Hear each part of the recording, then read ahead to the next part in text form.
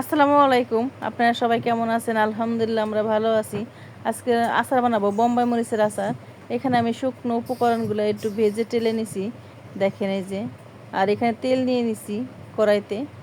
তেল দিয়ে এখানে একটু পাঁচফোড়ন দিয়ে দেবো। পাঁচফোড়নটা একটু লাল হতে হবে। আর এটা মরিচের আচার, মরিচের আচার কিন্তু খেতে ভালো লাগে।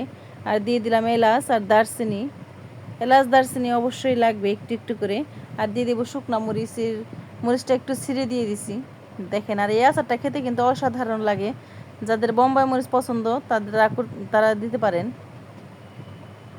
আর এখানে সরিষা গুঁড়া আছে, এই সরিষা গুঁড়াটা দিয়ে অবশ্যই লাগবে। সরিষাটা আমি শুকনো ব্লেন্ডার করে নিছি, ব্লেন্ডার করে এখানে দিয়ে দিছি।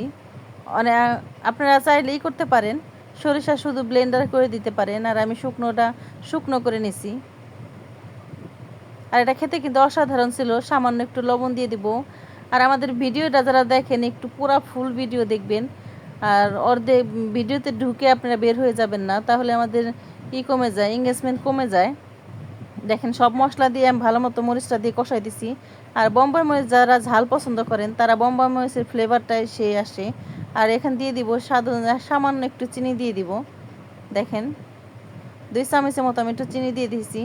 আর এখানে আমি মশলাটা ভেজে নিছি, সেই মশলাটা দিয়ে দিব, দেখেন অসাধারণ হয়েছে। আর এই আচারটা কিন্তু খেতে অসাধারণ ছিল। আচারটা কিন্তু আমি বানিয়ে খেয়ে নিছি, দেখেন কতটা সুন্দর হয়েছে,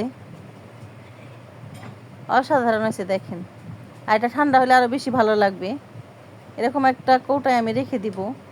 এটা আপনারা ফ্রিজে রেখে দিতে পারেন, এমনিও রেখে দিতে পারেন, খেতে দারুণ লাগে। আর বোম্বাই মরিচের সুন্দর একটা ফ্লেভার থাকবে, দেখেন কতটা সুন্দর হয়েছে, অসাধারণ দেখেন। আর বোম্বাই মরিচগুলো গোটা গোটা থাকবে। এটা খিচুড়ি দিয়ে খেতে পারেন, এটা খিচুড়ি দেওয়া ভালো লাগে, দেখেন কতটা সুন্দর হয়েছে। আপনারা ভালো থাকবেন, সুস্থ থাকবেন, আল্লাহ হাফেজ।